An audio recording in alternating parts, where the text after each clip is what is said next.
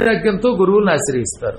కొద్ది రోజులు సేవ చేశాక ఈ ఎల్లకాలం ఎందుకండి ఇక్కడ హాయిగా మళ్ళీ ఇంకో ఇల్లు సంపాదించుకుందాం అని మళ్ళీ బయలుదేరతారు. అలా భ్రష్టులైన వాళ్ళు ఎక్కువ మంది.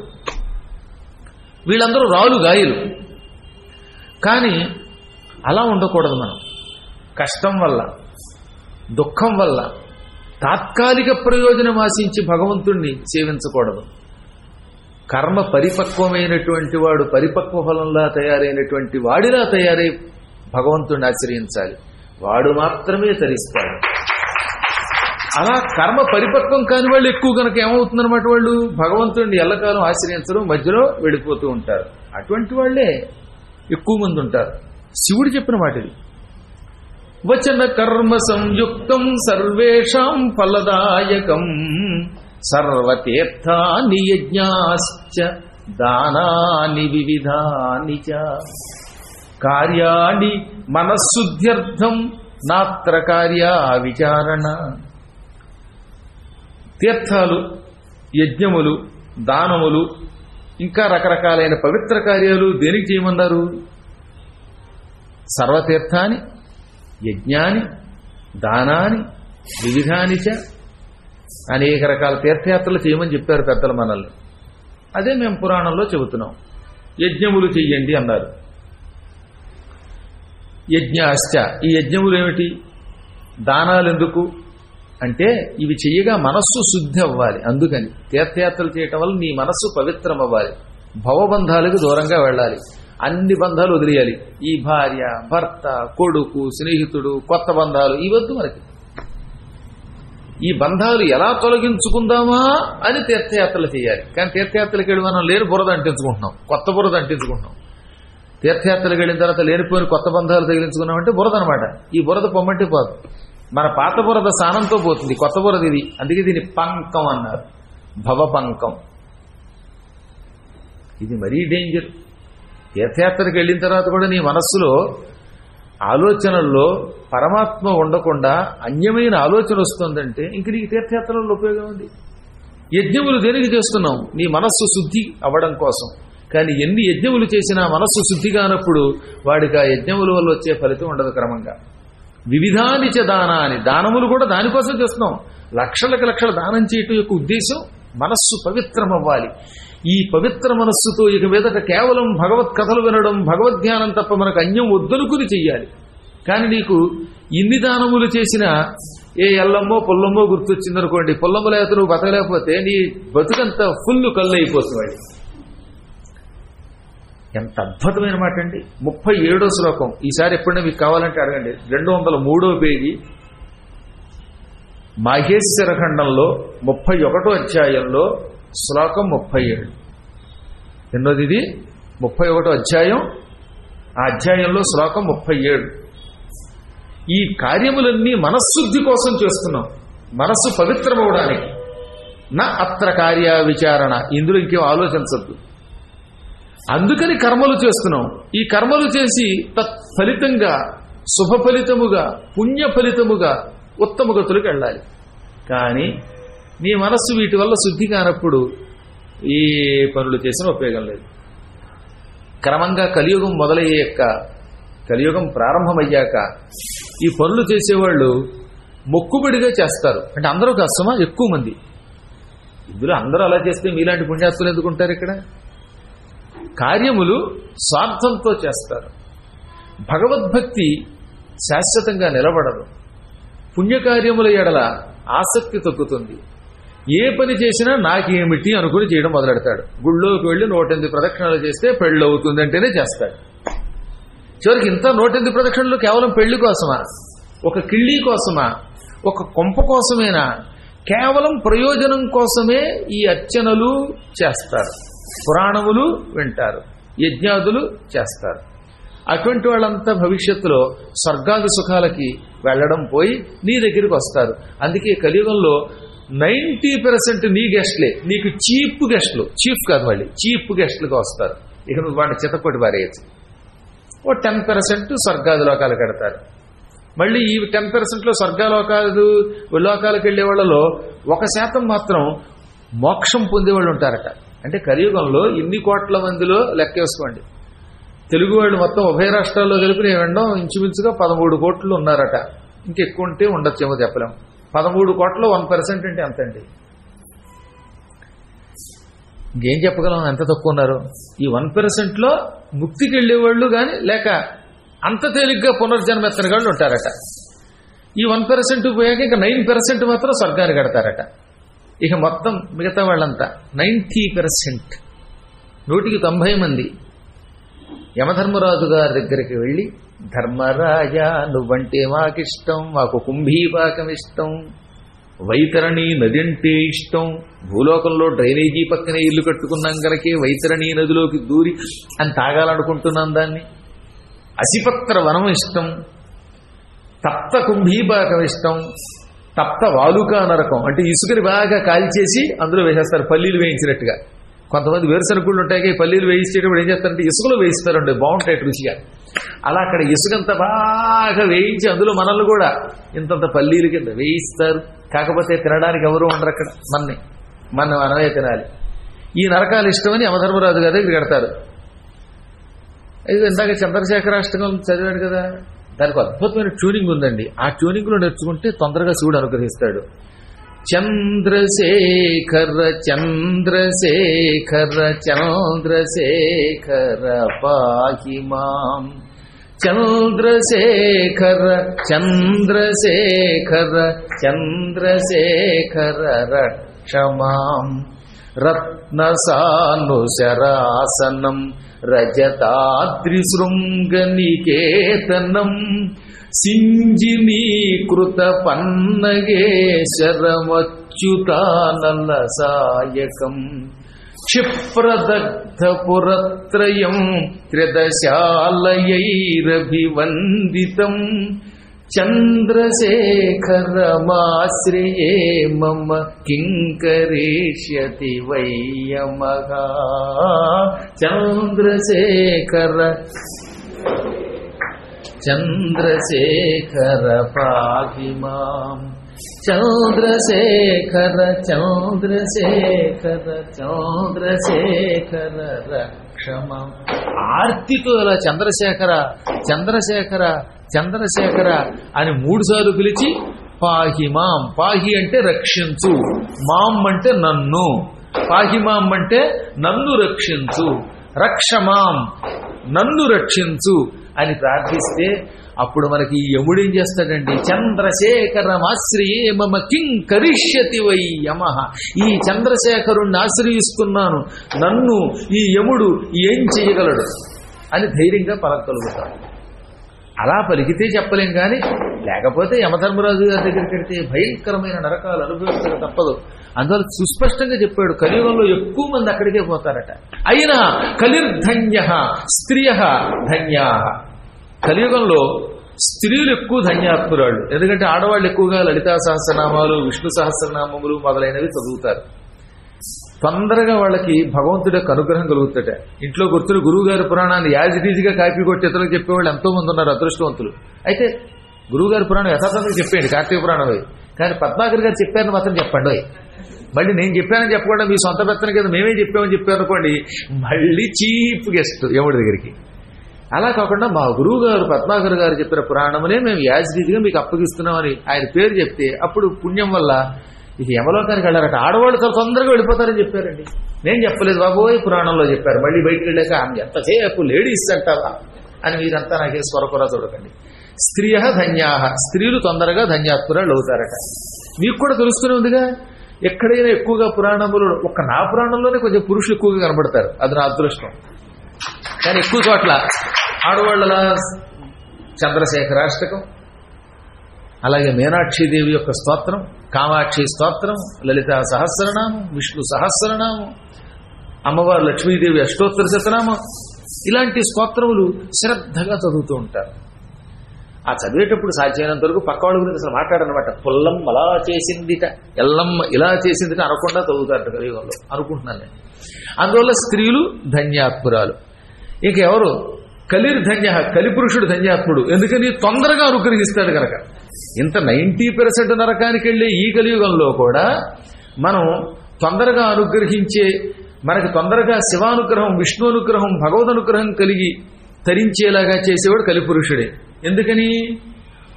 ఒక్కసారి గురోరంజన్న విద్యతే, గురువు కంటే అన్యం లేదు అన్నంత మాత్రం చేత నరక విముక్తి కలిగించి ఉత్తమ లోకాలు ఇస్తాడు. ఒక్కసారి, ఎక్కువసార్లు కూడా కదా, పూర్తిగా నమ్మకంతో గురోహ అన్యన్న విద్యతే, నాకు గురువు కంటే వేరే దిక్కు లేదు అన్నంత మాత్రం చేత తరింపజేస్తాడు. అందుకని కలిపురుషుడు గొప్పవాడే.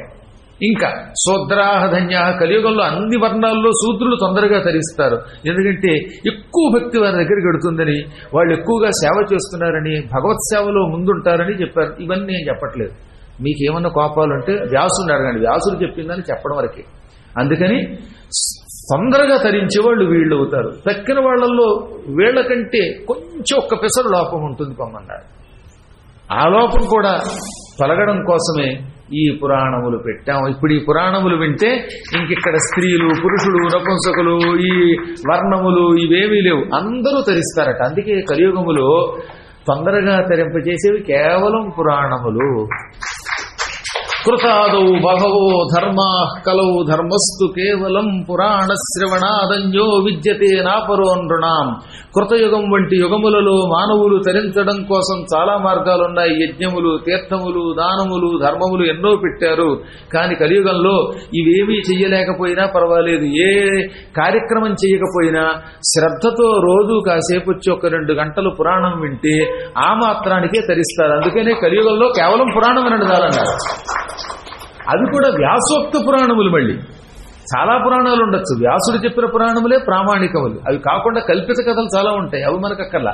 వ్యాసుడు చెప్పిన దానికి అనుగుణముగా ఉండే పురాణములు వినాలి, లేకపోతే ఉపయోగం లేదు. ఎందుకంటే చాలా మంది అడిగారు ఆ మధ్యన, తులసీదళములు ఇవ్వకూడదని బ్రహ్మవైవర్త పురాణంలో ఉందని మీరు చెప్పారు. బ్రహ్మవైవర్త పురాణంలో గణేశ ఖండంలో ఉంటుంది తులసి పనికిరాదు, ఎల్లవేళలా పనికిరాదు అని ఉంటుంది. కానీ దానికి వ్యతిరేకంగా ముద్గల పురాణం అనే పురాణంలో ఒక్క వినాయక చతుర్థి నాడు ఇవ్వచ్చు అని ఉంటుంది. కానీ వ్యాసునికి వ్యతిరేకంగా ముద్గలుడు రాయడం వల్ల ఆ ఒక్క ముక్క మనం అంగీకరించకూడదు. అదే వ్యాసుడు చెప్పిన దానికి అనుగుణముగా ఉంటే, వ్యాసుడు చెప్పిన దాన్ని వ్యతిరేకించకుండా ఉంటేనే ముద్గల పురాణం స్వీకరించాలి తప్ప వ్యాసుడు చెప్పిన దానికి వ్యతిరేకంగా పెడితే అప్పుడు మనకు ఉపయోగం ఉందండి. వ్యాసో నారాయణో హరికి, ఆయన విష్ణువు మన కోసం 18 పురాణాలు రాశాడు ఆయన. ఈ వ్యాసుడు చెప్పిన దానికి వ్యతిరేకంగా మీరందరూ కృష్ణుడి పడగొట్టేయండి, లేక లింగం పగలగొట్టండి అని ఎవడో రేపు పొద్దున పురాణం రాస్తే అది ప్రమాణమా? ఎలా అవుతుంది? అవ్వదు. అది గుర్తుపెట్టుకోండి. మనం వ్యాసుడికి వ్యతిరేకంగా, వేదానికి వ్యతిరేకంగా ఉన్నప్పుడు అది ఏ పురాణమైనా స్వీకరించకూడదు. ఎందుకంటే ఈ వ్యతిరేక భావనలు అందులో ప్రక్షిప్తములుగా చేరేయట, ఎవడో చేర్చాడు కావాలని. అందరూ ఇది గుర్తుపెట్టుకోవాలి. 18 పురాణములు మాత్రమే, అది కూడా వ్యాసుడు రాసిన వాటిని మాత్రమే స్వీకరించాలి. వ్యాసకృతం కానటువంటివి ఒకవేళ వ్యాసుడికి అనుగుణముగా ఉంటే అప్పుడు అవి చదువుకుని ఆనందించండి భక్తులవి. అంతేగాని వ్యాసుడికి వ్యతిరేకంగా వ్యాసుడిని తిరస్కరించండి అంటే అప్పుడు మాత్రం మీరు స్వీకరించకూడదు. మనం ఎంతమంది భక్తుల చరిత్ర విన్నా ఆ భక్తులు ఎక్కడ వేదానికి వ్యతిరేకంగా మాట్లాడలేదు. చూడండి, వేదములొద్దు అంటే బుద్ధుడినే తీసి పక్కన పెట్టారు మన వాళ్ళు, అవునా కాదా? వేదములకు వ్యతిరేకంగా పెడితేనే కదా సర్వనాశనం చేసి పారేశాడు భగవంతుడు. రేపు కల్కి భగవానుడిగా అవతరించబోతున్నాడంటే విష్ణు కేవలం కారణం వేదములకు వ్యతిరేకంగా ఉన్న వాళ్ళని నాశనం చేయడానికే. వేదానుద్ధరతే. ఇది తెలుసుకోకుండా ఏదో పురాణం చదివాం కదా అని అందులో చెప్పేసేలాగా మేము చెప్పలేక కాదు, ఇంతకంటే ఎక్కువ పురాణాలు మేము చదవా. కానీ అది వ్యాసునికి వ్యతిరేకంగా ఉన్నప్పుడు దాన్ని ప్రమాణంగా ఇవ్వడానికి వెళ్ళలేదు. ఇవన్నీ చాలా జాగ్రత్తగా తెలుసుకోవాలి. ఒకవేళ వ్యాసుడు అంటే మాకు ఇష్టం లేదనుకున్నప్పుడు వ్యాస పూర్ణిమ, గురు పూర్ణిమ ఎందుకు చేసుకోవడం నువ్వు? అసలు గురు పూర్ణిమ ఎవరిది? వ్యాసుడి పూర్ణిమనే గురు పూర్ణిమ ఉంటున్నాం మనం. ఇన్ని పూర్ణిమలు ఉన్నాయి, ఇన్ని రకాల తిథులున్నాయి. కానీ కేవలం గురు పూర్ణిమ అని ఆషాఢ పూర్ణిమని ఎందుకు అంటున్నామంటే ఆషాఢ పూర్ణిమ నాడు వేదవ్యాసుడు మహానుభావుడు పుట్టాడు కనుక. కాబట్టి ఆయనకే వ్యతిరేకంగా ఉన్న పురాణాలను మనం ఎలా అంగీకరిస్తామండి? రేపు పొద్దున ఎవడో వచ్చి వ్యాసుడిని పూజించొద్దు అంటే అప్పుడు నువ్వు ఇంకా భూమి మీద పుట్టి కూడా ఎందుకు పనికిరాని వాడు అయిపోతావు. విష్ణువుకి వ్యతిరేకంగా ఎవడన్నా మాట్లాడితే అటువంటి వాడు ముఖం చూడొచ్చా? చూస్తే నువ్వు బతుకుతావా? విష్ణువే వ్యాసుడి రూపంలో పుట్టాడు, స్వయంగా చెప్పాడు ఆయన. వ్యాసాయ విష్ణు రూపాయ వ్యాసరూపాయ విష్ణవే నమో వై బ్రహ్మహృదయే వాసిష్ఠాయ నమో నమః. వ్యాసుడంటే విష్ణు స్వరూపుడు. ఒక దాంట్లో కదా, ఏ పురాణంలో చూడండి. అందులో ఎప్పుడైనా మనం గుర్తుపెట్టుకోవాల్సింది ఏంటంటే పొరపాటునైనా విష్ణువుని తిడితే క్షమించకూడదు. వ్యాసుడిని తిట్టడం విష్ణువుని తిట్టడమే.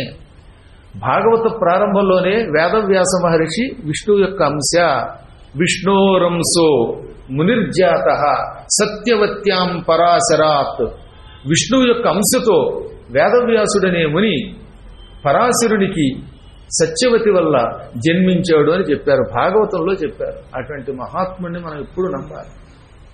ఆయన పట్టుకుంటే, ఆ గురువుని పట్టుకుంటే, ఆ గురు పరంపరలో వాడిని పట్టుకుంటే మనం తరిస్తాం. దానికి వ్యతిరేకంగా వెడితే నరకాన్ని వరిస్తాం, నరకంలో కష్టాలు భరిస్తాం, ఆ తర్వాత ఎప్పటికో భూలోకంలో మళ్ళీ జన్మనెత్తుతాం. బ్రహ్మాది దేవతలు కూడా ధర్మమునకు బద్ధులే. పశువుల్లాగా అహంకారంతో కర్మలు చేసేటటువంటి వాడికి మనస్సు శుద్ధి కాదు. కాబట్టి నువ్వేం బెంగపెట్టుకోకు నాయన. కలియుగంలో నీకు మళ్ళీ కళకళ్ళాడే యోగం వస్తుంది. అయినా నువ్వు ఒక ప్రచారం మాత్రం చెయ్యి. కలియుగంలో ఉన్న మానవుల దగ్గరికి ఇంటింటికి ఒక మాట వెళ్లేలా చెయ్యి. ఏమిటా మాట?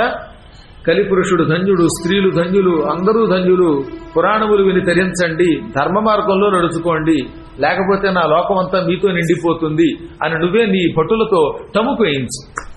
కలియుగ ప్రారంభంలో విన్నవాళ్ళు బాగుపడతారు. యమకింకరులు కలియుగం ప్రారంభమైనప్పుడు టముకేసేటండోయ్.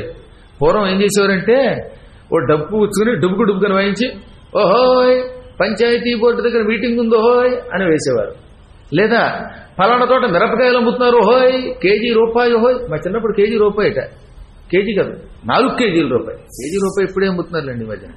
ఏమిటి బయట డస్ట్, అది కూడా మరేమో కొంతకాలానికి రూపాయి అలా తయారైంది. పూర్వం అలా వాయించేవారు చక్క పంచాయతీల్లో. అక్కడ దాన్ని టముకు అనేవారు అన్నమాట. ఆ టముకు వేసేవారు తప్పనిసరిగా. యమకింకరులు కలియుగం ప్రారంభమైన కొత్తల్లో మొత్తం భూమండలం అంతా టముకేశారు. కలియుగం ప్రారంభం అయ్యింది. కృష్ణుడు శరీరం విడిచిపెట్టేశాడు. ఆయన శరీరం విడిచిపెట్టి అవతారం సాలించి వైకుంఠానికి వెళ్లడంతో కలియుగం ప్రారంభమైందనమాట. ఏ దినమున వైకుంఠుడు మేదినిపై దాల్చినట్టి మేను విడచినాడా దినమున అశుభ ప్రతిపాదకమగు కలియుగంబు ప్రాప్తం వయ్యన్. ఏ రోజున అశుభములను కలిగించేటటువంటి కలిపురుషుడు ఆరంభమయ్యాడు అని మనకు అనుమానం వచ్చింది. ఆ అనుమానాన్ని భాగవతం తీర్చింది.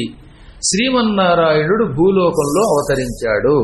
125 ఏళ్ళు ఇక్కడ జీవించాడు, ధర్మ సంస్థాపన చేశాడు. అలా శ్రీమన్నారాయణుడు కృష్ణుడిగా అవతరించి 125 ఏళ్ళు అయ్యాక శరీరం విడిచిపెట్టాడు. ఆయన ఏ క్షణంలో శరీరం విడిచి వైకుంఠానికి వెళ్ళాడో ఆ క్షణమే కలిపురుషుడు ఇక్కడ అడుగు పెట్టాడు. కాసు కూర్చున్నట్టువాడు, ఎప్పుడొద్దామా అని.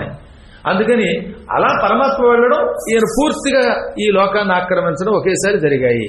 వాడు ఈ భూమండలంలో అధర్మాన్ని సంస్థాపన చేయడం కోసం ఆ దుర్మార్గుడు అడుగు పెట్టాడు. వాడు అశుభ ప్రతిపాదకుడు, అంటే పూర్తిగా అశుభములనే ఇక్కడ నింపుతాడు. ధర్మం నాశనం చేస్తాడు, పాపాలు పెంచుతాడు, తద్వారా మనకు అశుభాలు కలిగిస్తాడు, రోగాలు పెంచుతాడు.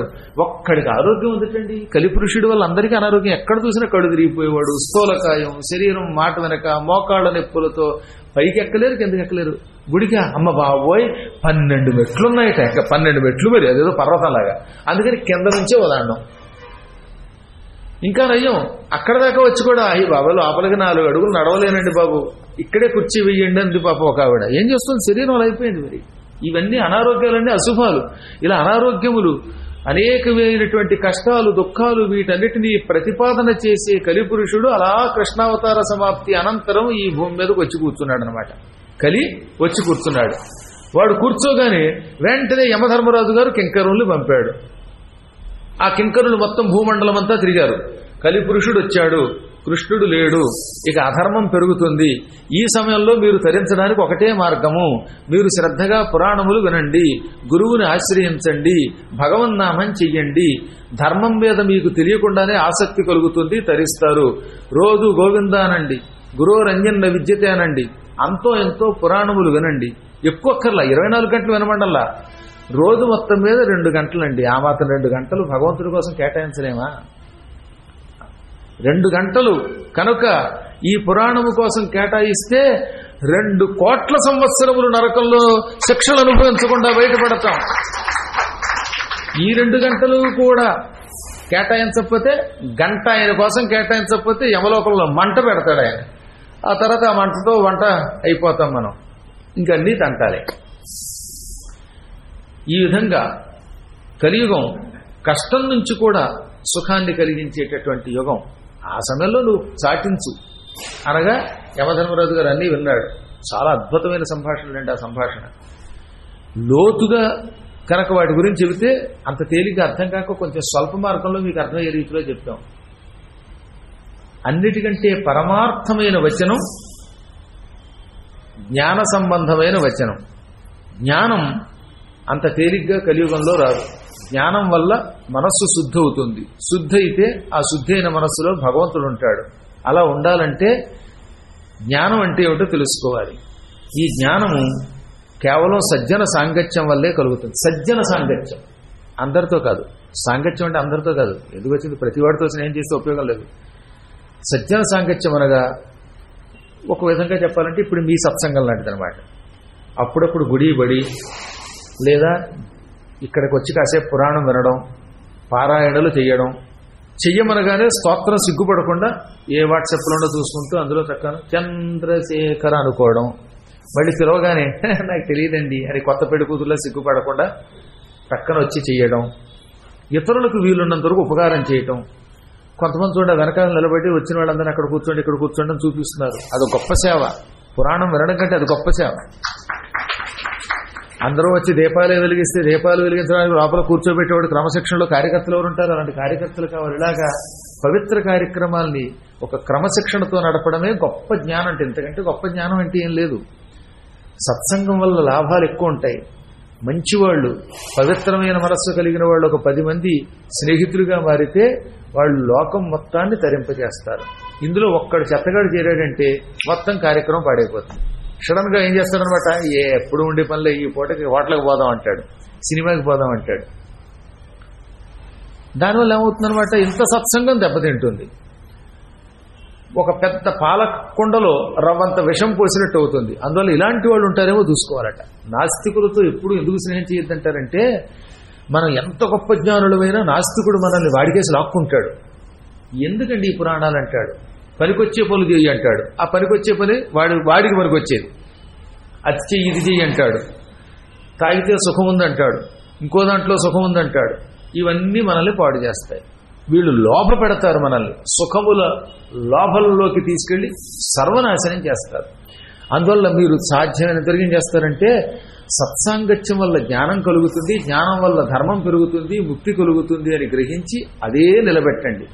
మీలో ఎవడి మనస్సైనా పాడు చేసేవాడు ఒక్కడు చేరతాడు చూసారా, అటువంటి గురుద్రోహులకి లేక అధర్మ మార్గంలోకి తీసుకెళ్లే వాళ్ళకి తక్షణం గుణపాఠం చెప్పండి. వాడిని మెడబట్టు గంటేయండి, నిర్దాక్షిణ్యంగా వాడికి మెంబర్షిప్ లేకుండా చేసేయండి. అప్పుడు తరిస్తారు. అదే పరమాత్ముడు చెప్పాడు. బాగా ఆలోచించి ఒక వ్యక్తిని పరిశీలించి వాడిని మాత్రమే నీకు మిత్రుడిగా ఎన్నుకో. ఇలాంటి మిత్రులు 10 మంది చేరితే అది అపూర్వ సత్సంగం. అప్పుడు వాళ్ళు మంచి మాటలే చెబుతారు. ఇతరుల దగ్గర ఉన్నటువంటి వాటిల్లో పనికొచ్చేటటువంటి వాళ్ళని సత్సంగ కాలంలో మళ్ళీ వినిపిస్తారు. దానిని శృతి అంటారు. ఈ శృతి మనకి శృతి అంటే ఏమిటో, వేదం అంటే ఏమిటో తెలియజేస్తుంది. దానివల్ల మన మతి బాగుపడుతుంది, దానివల్ల సద్గతి కలుగుతుంది. పొగ అగ్నిని కనపడకుండా చేస్తుంది. ధూమేన వ్రియతే వన్నిహి, అదే భగవద్గీతలో చెప్పాడు. యజ్ఞాలు చేసే చోట ఒక్కొక్కప్పుడు పొగ బాగా పెరిగిపోయి అసలు లోపల ఉన్న నిప్పు కనపడదు. అది ఎంత ప్రమాదం. పొగే తప్ప నిప్పు ఉండదు. క్రమంగా పొగ ఎక్కువైపోవటం వల్ల నిప్పు చల్లారిపోయి పూర్తిగా నిప్పు ఆరిపోవచ్చు కూడా. ఆ పొగ కళ్ళని ఆవరించి కంటిని బాధ పెడుతుంది. అందువల్ల ఏం చేయాలన్నమాట, విసిరి పొగ పోయేలా చూడాలి. అందులో పచ్చి కట్టెలుంటే ఎండు కట్టెలు పడేలా చెయ్యాలి. కాస్త నెయ్యి పోయాలి. అగ్ని ప్రజ్వరిల్లి బొగ్గును వండగానే అప్పుడు ఈ పొగ పోతుంది. మన అజ్ఞానం పొగ, మనలో ఉన్న పరమాత్మ నిప్పు. పరమాత్మ అనే నిప్పుని అజ్ఞానం అనే పొగ ఆవరించి కనపడకుండా చేసి చివరికి పరమాత్మని చల్లార్చి ఎందుకు లేకుండా చేసేస్తుంది. అప్పుడు మనం అత్యద్భుతమైన జ్ఞానం అనే ఒక విసిరికర్రతో విసిరి ఈ పొగ తొలగించుకొని దీనిలోకి మహాత్ముల వాక్కులని ఇంధనం వేసుకోవాలట. మహాత్ముల మాటలు ఒక నెయ్యి ఇంధనం. నీ జ్ఞానం గాలి, నీలో ఉన్నటువంటి ఈ జ్ఞానం అనేటటువంటి గాలితో మహాత్ముల మాటలనే నెయ్యి పోసి పరమాత్మ అనే అగ్నిని భగ భగ మండేలా చేసుకుంటే ఆ అజ్ఞానం అనే పొగపోతుంది. పొగపోతే నువ్వు ధగధగ వెలుగుతావు, ప్రకాశస్వరూపుడు అవుతావు. దానివల్ల ఈ జన్మలోనే తరిస్తావు అని ఈ విధంగా శంభుని చేత ప్రేరేపించబడ్డాడు. ఎవరు? ప్రేతరాజు యముడు. ఏవం ప్రచోదితస్తేన శంభునా ప్రేతరాట్ స్వయం బుద్ధో భూత్వా యమ సాక్షాత్ ఆత్మభూతో భవత్తదా. శివుడు అనేక విషయములను యమునికి చెప్పగా అప్పుడు యముడు ఆత్మజ్ఞానం పొందాడు. ఏమిటి నేనేమిటి, నా లోకానికి ఎవరూ రావడం లేదు, అందరూ స్వర్గానికి పోతున్నారు కుమారస్వామి దర్శనంతో అని బెంగపెట్టుకోవడం ఏమిటో ఎంత విచిత్రం అనుకున్నాడు. ఆయనకు కూడా కాస్త తెలివితేటలు వచ్చాయి. వెంటనే ఆయనకు నమస్కరించాడు. ప్రభు, ఇక మీదట నువ్వు చెప్పిన పని చేయడమే తప్ప ఈ పనికి ఎంతమంది వస్తారనేది ఆలోచన చెయ్యను అన్నాడు. ఇది కావాలి మనకి. యమలోకం ఇచ్చాడు, పాపాత్ములు శిక్షించమన్నాడు, నరకంలో కొన్ని శిక్షలు పెట్టాడు. అక్కడికి వచ్చిన వాళ్ళని వాళ్ళ తప్పులకు అనుగుణంగా శిక్షించాలి తప్ప జనం రాలేదని బెంగ పెట్టుకోవడం ఏమిటి? అది అజ్ఞానమే కదా. అంటే యముడు కూడా తాత్కాలికంగా అజ్ఞానంలో పడ్డాడు. చాలా కాలం క్రితం ఒక శిష్యుడు నా చేత 18 పురాణాలు చెప్పిస్తూ, గురువుగారు పురాణాలకి పెద్దగా జనం దారనుకోండి, మీరు నేను తప్ప ఎవరు లేకపోతే ఏం చేద్దామని అడిగాడు. నేను చెబుతాను, మీరు వినండి చాలు. పురాణం చెప్పడం నా ధర్మం, నా కర్తవ్యం. వినడం మీ కర్తవ్యం. మీరు కోరారు కనుక చెబుతున్నాను కనుక. మీకు నాకు ఇష్టం, ఎవరూ రాకపోతేనే ఇన్ని దోమలు ఉన్నాయి, ఇవన్నీ నా శ్రోతలే. బల్లులున్నాయి నా శ్రోతలు. అఖిలాండకోటి బ్రహ్మాండ నాయకుడు ఒక్క పరమాత్మ పక్కన కూర్చుని వింటాడు. నేను ఎవరు వచ్చినారో అతను గోడకి చెప్పుకుపోతాను. అంటే జనం రాలేదని ఉత్సాహం తగ్గిపోతుందా? జనం వస్తే పెరిగిపోతుందా? ఏమీ లేదు. కానీ నిజానికి ఆశ్చర్యం చెప్పనా, అలా అనుకుని మొదలు పెడితే అసలు జనం పట్టేవారు కదా, కిటకిటలాడిపోయేవారు. ఇప్పుడంటే ఈ కరోనా భయంతో కొంతమంది తగ్గారు కానీ అసలు ఇప్పట్లో. కానీ మనం ఇంత పూర్వం పురాణం చెప్పుకుంటే రామాయణ కాలంలో ఎలా ఉండేవారండి? అసలు ఈ హాల్ ఎక్కడన్నా కుర్చీలు ఉండేవా? బయట కూడా నిలబడి వినేవారే. కారణం ఏంటంటే మనం ఒకళ్ళ కోసం చెప్పడంలా, మనం ధరించడం కోసం చెప్పుకుంటున్నాం. ఒకడు వింటే వినకపోతేనే. ఇంకో ఇబ్బంది కూడా వస్తుంది ఈ మధ్యన. ఈ లైవ్ ఇవ్వడం మొదలెట్టాక లైవ్లో వేల మంది చూసేస్తారు. అప్పుడప్పుడు మాత్రమే ఇక్కడికి వస్తున్నారు. అది కూడా లాభమే. దేశ విదేశాల్లో, అమెరికాలో ఎన్ని స్టేట్లో ఎంతమంది చూస్తున్నారు, ఆస్ట్రేలియాలో చూస్తున్నారు, ఇదే సమయంలో న్యూజిలాండ్లో చూస్తున్న వాళ్ళు ఉన్నారు, సింగపూర్లో, దుబాయ్లో చూస్తున్నటువంటి వాళ్ళు ఉన్నారు. దుబాయ్లో కౌబాయిల దగ్గర ఇదే చూడడం మొదలెట్టారంట. అన్ని ప్రాంతాల్లో చూస్తున్నారు. చాలా ఆశ్చర్యం కలుగుతున్నది. క్షణాలలో నిన్న చెప్పారు ఎవరో, ఇవాళ పురాణం 24 గంటలు తిరగకుండానే మోర్ దాన్ 6,000 చూశారండి. నెల్లాళ్లు దాటేసరికి వేల సంఖ్య దాటి లక్షల్లో కూడా వెళ్ళేటట్టుగా ఉంది. అంత శ్రద్ధగా వింటున్నారంటే ఎంత మహాత్ములు తయారయ్యారండి. అది వినడం నాకు ఈజీ కాదు కదా, వాళ్ళకి లాభం. ఈ పురాణములు నేను అదే చెప్పాను, ఒకరు వింటారని కాదు, మన కోసం మనం చెప్పుకుందాం, మనం ఉద్ధరింపబడతాం. చెప్పినవాడు తరిస్తాడు, విన్నవాడు తరిస్తాడు. పురాణం ఎటువంటిదనమాట? వక్తారం పృచ్ఛకం శ్రోత్రూన్ తత్పాదసలిలం యథా. భాగవతం 10వ స్కంధంలో శుకుడు చెప్పిన మాట, పరమాత్మస్వరూపుడైన శుకుడు వ్యాసపుత్రుడు చెప్పాడు ఈ మాట. ఏమని? సమ్యగ్ వ్యవసిత బుద్ధిస్తవ రాజర్షి సత్తమా వాసుదేవ కథాయాం తే యజ్జాత నైష్ఠికీరతి వాసుదేవ కథా ప్రశ్న పురుషాన్ త్రీం పునాతి వక్తారం పృచ్ఛకం శ్రోత్రూన్ తత్పాదసలిలం యథా. మహారాజా, నువ్వు అదృష్టవంతుడివి, ఎందుకంటే నీ బుద్ధి భగవత్ కథలు, వాసుదేవ కథలు వినాలి అనుకుంటోంది. ఆ భగవంతుడి కథలు ఎటువంటివి?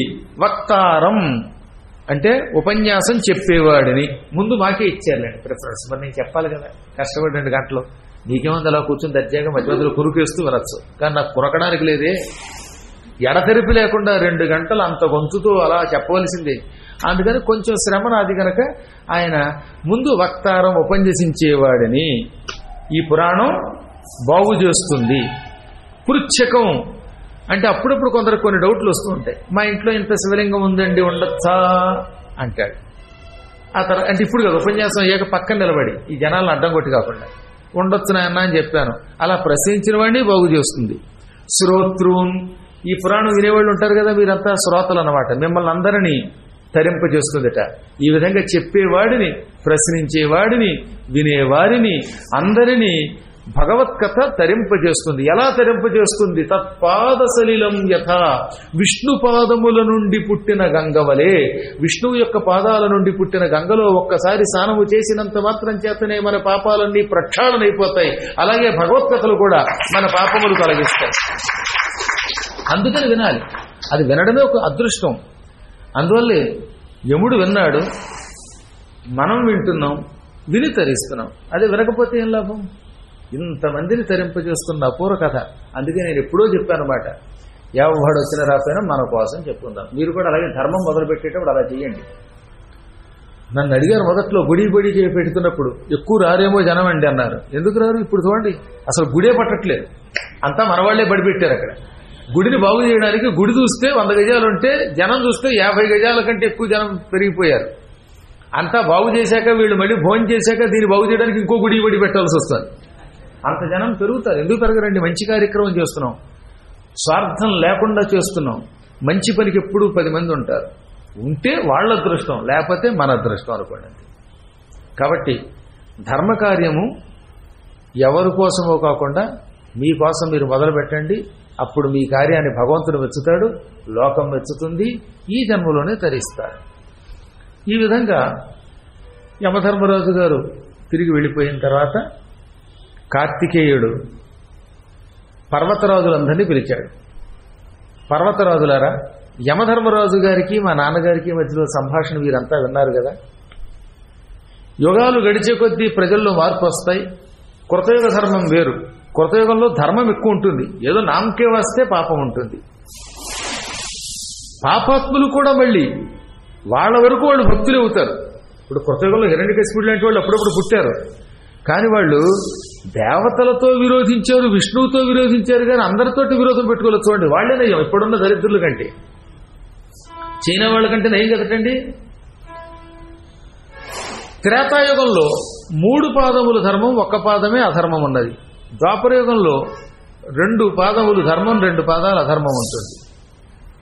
రాబోయే కలియుగంలో 3 పాదముల అధర్మం, 1 పాదం ధర్మం ఉంటుంది. ఈ 1 పాదం కూడా తగ్గిపోతుంది క్రమంగా. చివరికి వచ్చేసరికి ఆ పాదం క్లుప్తమైపోయి ముక్క మిగులుతుంది.